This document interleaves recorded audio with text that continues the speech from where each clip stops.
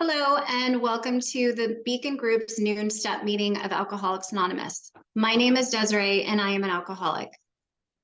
In an effort to lessen distractions to others and to respect our speakers, you will not be able to unmute yourself during the meeting. Let's start this meeting with a moment of silence, followed by the Serenity Prayer. God, grant me the serenity to accept the things I cannot change, courage to change the things I can, and the wisdom to know the difference. Amen. AA Preamble. Alcoholics Anonymous is a fellowship of people who share their experience, strength, and hope with each other that they may solve their common problem and help others to recover from alcoholism. The only requirement for membership is a desire to stop drinking. There are no dues or fees for AA membership. We are self-supporting through our own contributions.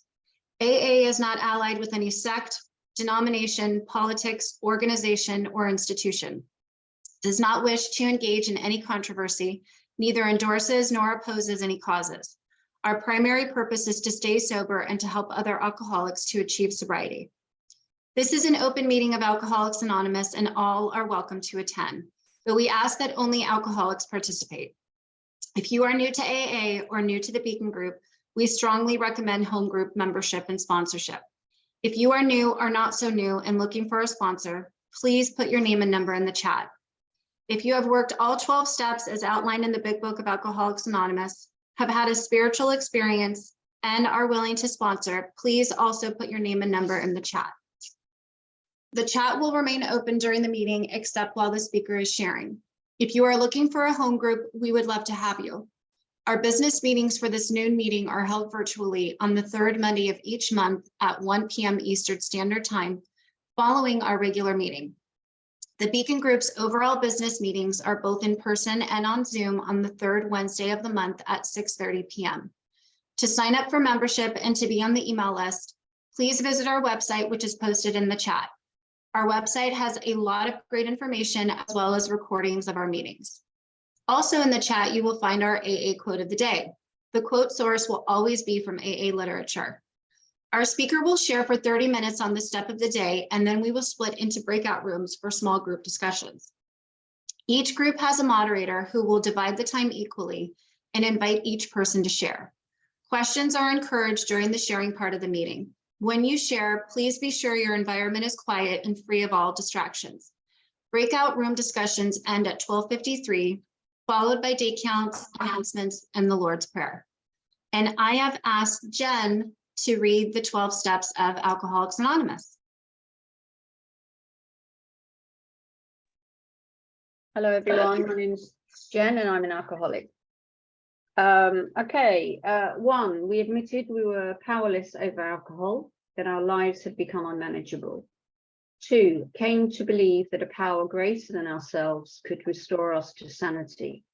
3, made a decision to turn our will and our lives over to the care of God as we understood him. 4, made a searching and fearless moral inventory of ourselves. 5, admitted to God, to ourselves, and to another human being the exact nature of our wrongs. 6, were entirely ready to have God remove all these defects of character. 7, humbly asked him to remove our shortcomings. 8, made a list of all persons we had harmed and became willing to make amends to them all. 9, made direct amends to such people wherever possible, except when to do so would injure them or others. 10, continued to take personal inventory, and when we were wrong, promptly admitted it. 11, sought through prayer and meditation to improve our conscious contact with God as we understood him, praying only for knowledge of his will for us and the power to carry that out. And 12, having had a spiritual awakening as the result of these steps, we try to carry this message to alcoholics and to practice these principles in all our affairs. Thank you. Thank you so much, Jen. Today we will hear a talk on step 11, Step 11 is sought through prayer and meditation to approve our conscious contact with God as we understand him, praying only for knowledge of his will for us and the power to carry that out. Please give a warm welcome to Tim M. from the UK.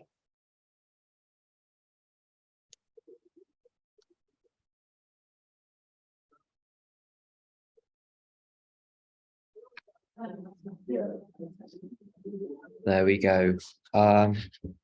So I know we're supposed to be as quiet as possible, avoiding background distractions. I'm in a shared office, so you will hear some background distractions. If it gets too much, let me know and I'll find somewhere quieter. So my name is Tim, sobriety date 24th of July 1993. Very glad to be here. Thank you very much. And step 11 is a very difficult topic because it's not apparent to people who are new why step 11 is even a question in AA. So one's got to go back to the beginning. And actually we can start with the first line of step 11 in the big book on page 86.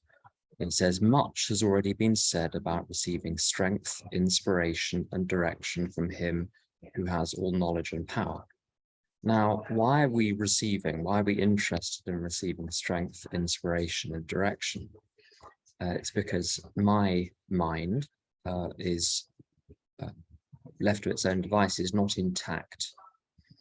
I drank very, very heavily for many years during my teenage years. Last drink, as I say, was in 1993. But from those many years, I had terrible consequences. And yet, the first drink again and again and again seemed like a sensational idea. My mind gives me bad information. If I trust my own mind implicitly, I'm in terrible trouble. And the whole purpose of the program is to place me in a position where I'm second in command in my own life. I'm second in command in relation to my own, to my life, to my thinking, to my decision making. There is something else in charge. There is something else above me. And it is from that I'm seeking strength, inspiration, and direction. Not just in relation to drinking, but it turns out in relation to everything else, that acting based on self-will is not an effective way to live, and that's covered adequately in step 3. So refer back to your speakers on step 3, pages 60 to 62 of the big book cover that, as I say, excellently. The danger about alcoholism is that it's incurable. So it's irrelevant that I haven't had a drink for getting on for 30 years. My mind is capable of giving me bad information at any time. Therefore, I need a higher power available to me at all times. So this is why this is a daily step. And as we'll see from the various passages on this, it's not just something that I apply first thing in the morning and last thing at night, although it certainly does need to be applied then.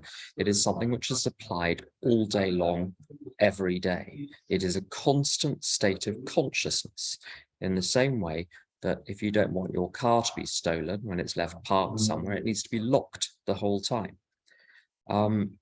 So step 11, as I say, must be a constant, must result in a constant state of connection with the higher power. This first line, I think, is terribly interesting. Much has already been said about receiving strength, inspiration, and direction. And I'd put those in the opposite order. Direction comes first. To drive your car, the first thing you need to know is where you're going to go. It's no good starting the car and driving unless you have a destination. Then, once you know what direction you're traveling in, you get strength. Where does inspiration come into this? One of the difficulties with discerning, say, God's will from the ego's will, is that the voice will sound the same. It's not that one hears a different timbre in the voice in one's mind. One's own thoughts are one's own thoughts. The question is, what is their source? Can I know definitively whether a particular thought has come from, say, a lower power, from the ego, from what would have been called the devil in medieval times, which we don't really talk about much anymore? It's the same thing as the ego in spiritual times, or whether it comes from God. You cannot tell directly. As I say, the higher power tends not to speak in an identifiably different voice. It comes from within. It comes verbally in the thought of a verbalized or articulated thought, or it can come simply as a sense, a feeling that one should do something or not do something. And C.S. Lewis talks very well about this, about the moral sense which one has, irrespective of culture or background or conditioning or society. One simply knows on occasion that a particular act is wrong or a particular act is right. One will often know that an act is right, even though it would be very inconvenient to do something about it. For instance, if you're in a shop and you're given the wrong change and you realize you've been given $10 extra you shouldn't have been given, it doesn't matter that you're going to benefit if you keep it. You have the sense that I must give this back. So inspiration is, I think, one of the channels by which direction comes. Very often the direction I get is automatic. I get up in the morning and it is automatic that I go to work, that I get up for my early morning meeting. I get a 7 a.m. meeting. I'm 5 hours ahead of you. Other things I have to ask very directly. What channels do those come in? Come through other people. Certainly when I was new in recovery 30 years ago, I had no direct contact with a power greater than myself, but I did have direct contact with very sensible, cheerful grown-ups around me. And they provided the channel for knowledge of God's will. So God's will is not necessarily something which is written in the clouds, or comes through a burning bush. It comes through people in your home. It comes through spiritual literature. It comes through the literature of AA or whichever other fellowship you're in. So the commodities that come from the higher power are very basic and ordinary. Direction. What shall I do today? Where shall I go today? What shall I say and to whom? 4 things. Where do I go? What do I do? What do I say to whom? That's the direction. Inspiration is one of the channels. Strength is the ability to carry that out. And the source of that strength, sometimes it feels when one prays or when one meditates that strength comes from within. Very often in my experience, it comes from phoning a friend, it comes from going to a meeting, it comes from all sorts of sources. It's simply the ability to get done that which must be done. So that's one sentence. I certainly won't get through the whole of these 3 pages in the next 22 minutes, but we'll see, won't we? So next line, if we have carefully followed directions, we have begun to sense the flow of his spirit into us. Now, it's very interesting. If we have carefully followed directions, sometimes people say very proudly, well, I don't like being told what to do, as if it's a sort of badge of honor. And people often very lavishly praise the idea that the program is merely suggested. The fact that the program is suggested is merely politeness on the part of the authors of the book. They're not forcing this on anyone. I think it's misunderstood to mean that if one doesn't follow the program, one is just as far ahead, one is just as likely to recover from this seemingly hopeless state of mind and body, not doing the steps as doing the steps. In the same way that if you're in a restaurant, that the waiter might suggest a particular chili sauce to sprinkle on your enchiladas. If you sprinkle the chili sauce, all the better. If you don't, you've still got enchiladas. What is suggested here is the only thing which is on offer. The program is all we have to offer. Everything else is ancillary to it. So the fellowship and the meetings and all of the other stuff. So anyone can attend and stay as long as they like, but there is nothing here except what is suggested. It is suggested because the people who offered it are polite, but we get the real substance of what it is here. Directions, there we go. I certainly didn't like taking directions when I was new, but I had to get over that. To me, I was told it's a sign of emotional immaturity to be unable to follow directions when it's necessary to follow directions. And for me, it was. A lot of people in my family have died of addiction or died with it in various forms. It comes in lots of different forms. If I were to not follow the same fate, I was to follow directions. And there's no shame in it. Ask anyone my father's in the military. There's no shame in following directions. One must be careful whose directions one follows. Monkey see, monkey do is how recovery operates for me, but I'm very careful which monkey I seek to imitate. If we've carefully followed directions, so the people get very painstaking. See, the word painstaking, it's very interesting in the program. It gets used in relation to steps 8 and 9, but not in relation to 4. It's simply fearless and thorough, step 4. Painstaking is the step 9 bit. Dr. Bob was terribly good at the inventory bit, but not very good at the amends for a while, which is why he kept relapsing. And it was only once he carefully did step 9 that he stopped relapsing.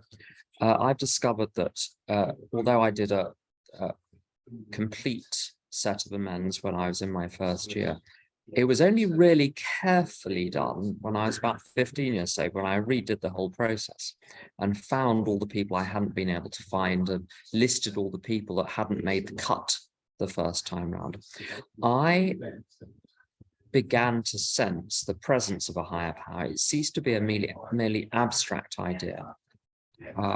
Once I carefully completed step 9, when I got to a position where there was literally no one in the world that I'd harmed, that I'd not done my utmost to make amends to, then I got the sensation that I wasn't alone in the universe, that the universe was in fact alive.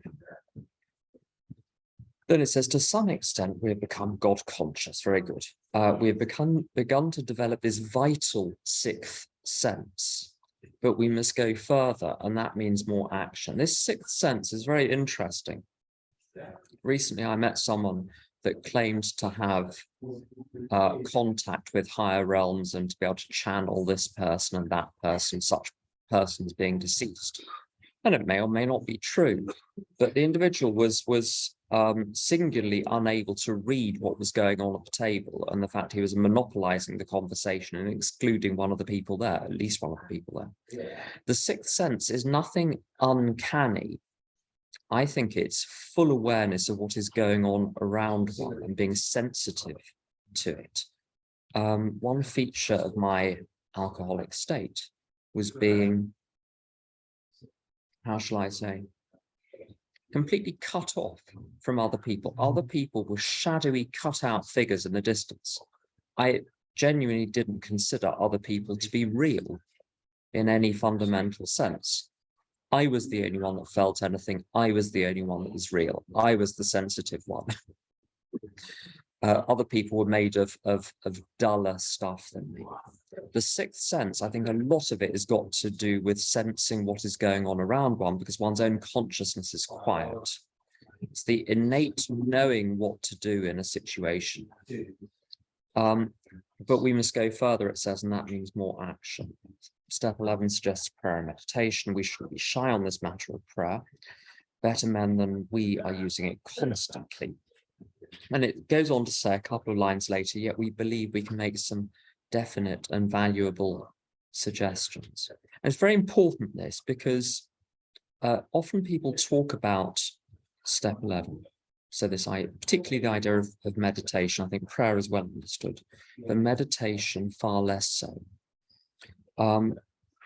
And people will often say, well, there's nothing really in the big book about meditation, because if you read it, there is certainly nothing about sitting cross-legged or lighting joss sticks or mindfulness or certain types of breathing or posture or any of those other things, or concentrating on particular trains of thought, watching one's own thoughts. There's nothing about that. And of course, those are ideas which circulate in society today about what meditation is. But if one wants to understand written matter, it must be appraised in the light of when it was written, by whom it was written, and for what purpose. It's no good taking today's understanding of notions or concepts or words and retrospectively applying them to the words of the dead. One must look at the world from their point of view and say, what did they mean? And I was actually at a meeting yesterday where the topic of meditation was discussed. And we brought up the Webster's dictionary from, I think I brought up the 1908, someone else found a 1937 dictionary, where meditation, the definition was nothing like what we think of it today. Essentially, it said to think in a concentrated way about something. And if you look at the following two pages, 86 to 88, it tells you very specifically how to meditate. In other words, they do in fact give you definite and valuable suggestions, and what they suggest is precisely what they mean by meditation. I remember at a meeting many years ago, someone said they couldn't meditate because they had restless leg syndrome, which is a very good example of the fact this poor chap had the notion that he had to essentially do Buddhist meditation to comply with the injunctions of step 11. It's not the case. Nothing wrong with those other religious forms of meditation. There are Christian forms, there are Jewish forms, there are Buddhist forms. Various religions around the world each have their own systems and practices, but it's not necessary for the purposes of a 12-step program to adopt the practices of a particular religion in order to comply with the step 11 here. One must simply do what it says here. If one does what it says here, one is meditating. One might not think one is, but one is. So in the evening, now it says when we retire at night, it's often been commented that it's odd that we should start with the review, the instructions start with the review and go on to the planning. If you read the William Shayberg book about the writing of the big book, I think it's in there. It's indicated that the step 11 material, the nighttime material, was originally presented as what one does in the morning, but it was moved. They changed what they said, no, let's do it at night. Because often they did do it in the morning. And then it makes more sense. You do your review and then you do your plan for the day. And people often get very strict about this and say, well, the first 100, this is exactly what they did. And of course it isn't. It's what Bill wrote down in 1938, 1939, which represented vaguely what some of the 100 had done. But certainly none of them had taken the 12 steps, because there were only 6 until he wrote down that there were 12 on page 59. So one must take things with a little bit of a pinch of salt, and not all the first 100 died sober. So I think there is a degree of adjustment that could be made, and certainly I don't know what you're like at 11 o'clock at night. I'm good for nothing. In fact, I'm good for nothing after about 8 o'clock. So I do this retiring at night exercise towards the end of the working day, or indeed in the morning, the next morning. Very often a lot of things have been flushed out of the system. I'm left with the real substance by the next morning. It's like a sort of sieve or a colander which catches only the largest items. And when I do this review in the morning, I can see what's what. So I think what matters less is when one does it, and more that one does it. Although I have to say as well, people get very obsessive about this nightly review and sometimes spend half an hour or 45 minutes doing it. I've never found that useful. I've never found it genuinely promote change. So I keep it very simple, 5 minutes, 10 minutes max.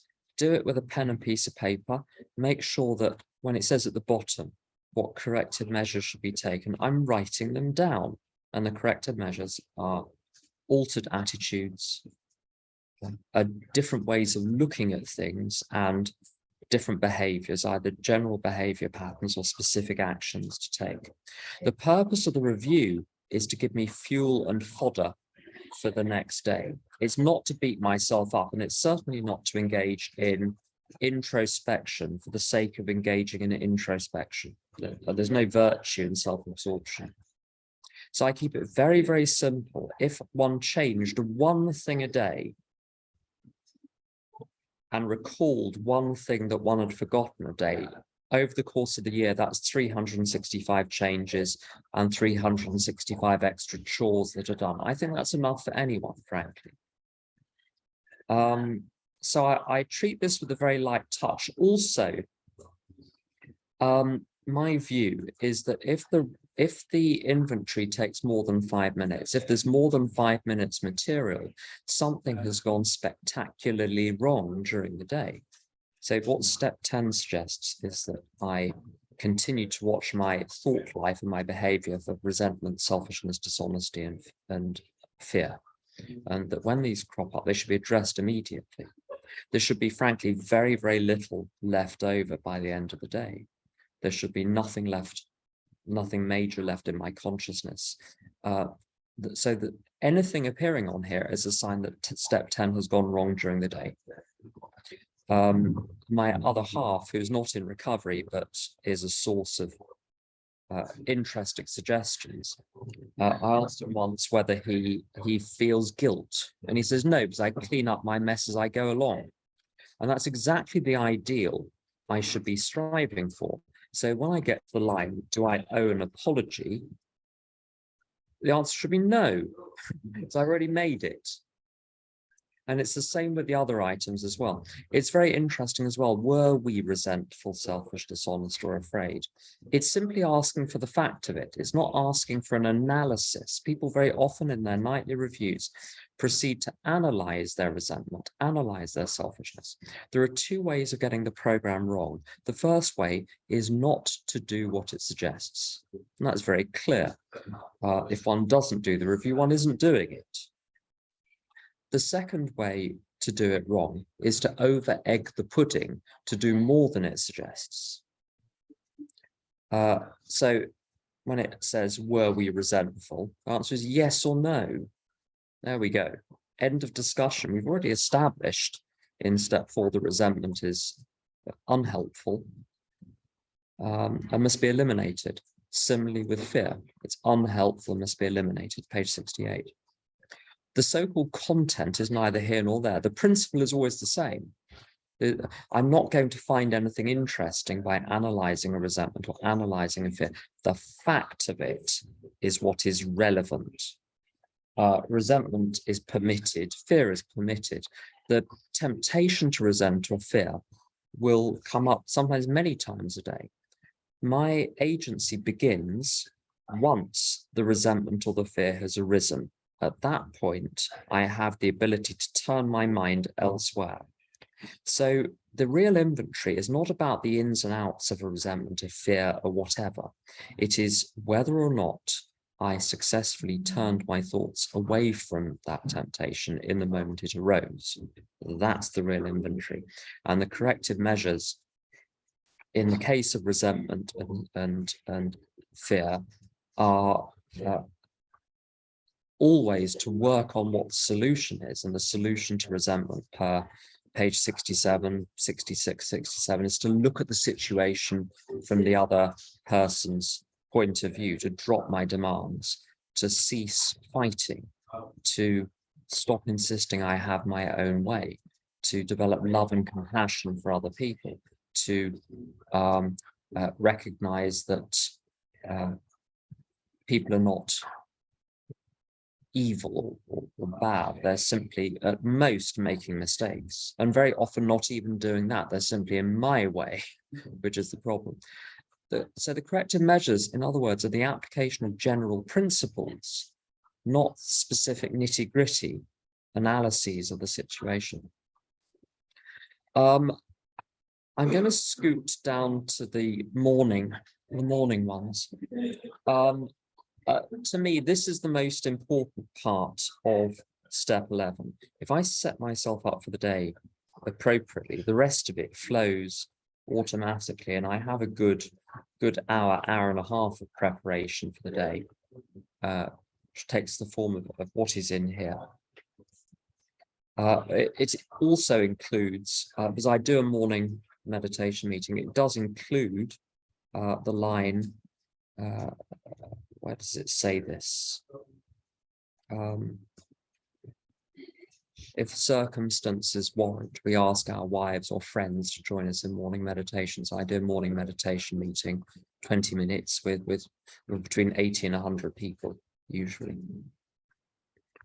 But the important thing here is the specific content on page 86. So the purpose of step 11 in the morning is not for me to achieve a particular emotional or psychological or mental state, but far from it. It is this: on awakening, let us think about the 24 hours ahead. So the subject matter of this is my day, not me, not my thoughts, not my feelings, not my past, none of those things. My day, that's my business. How I'm going to dispose of the 24 hours ahead on behalf of my higher power. You see, this is the thing. If I've taken step 3, which is to making a decision to turn my will and life over to God, it's not my day, it's God's day. My job is to work out how to spend this day, and the decision lies with God, not with me. Very specific as we consider our plans for the day. You don't need to go to Nepal or Thailand for that. Now, there's nothing wrong with Nepal or Thailand, but one can meditate just as well in Budley Salterton or wherever you are in Boston. Can be done anywhere, because the subject matter is the plans for the day. Before we begin, we ask God to direct our thinking, especially asking that it be divorced from self-pity, dishonest or self-seeking motives. Very interesting this. I have the visual, when I say that, of my arms and legs being chopped off. The idea that I'm not allowed to think about what I want. I'm not allowed to seek to gain anything from anyone or any situation. That I must never allow myself to descend into self-pity, that I must never allow myself to scheme or plot. What is left? Well, very little. What is left is what's inside the hula hoop. And if you'll permit me to adopt an image from Al-Anon, one's responsibility, what one stands inside a hula hoop, one's responsibility ceases beyond the scope of the hula hoop.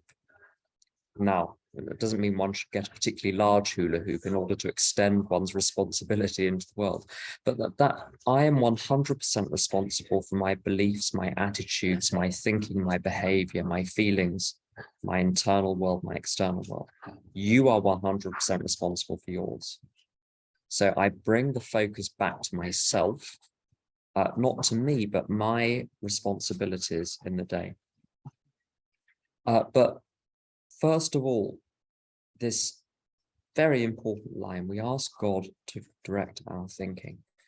C.S. Lewis is very good on this question of waking up each morning, examining the relationship with God and discovering that it has to be begun right from the beginning, every single day, as though nothing has been done. And that's my experience. I will sometimes wake up very much intact. Sometimes I wake up very scattered, and it's as though the various parts of my mind need to be pulled into the middle before we can start assembling something. So this starting off by recognizing that I'm not the creator of the universe, I'm not the center of the universe, I'm not the most important person around.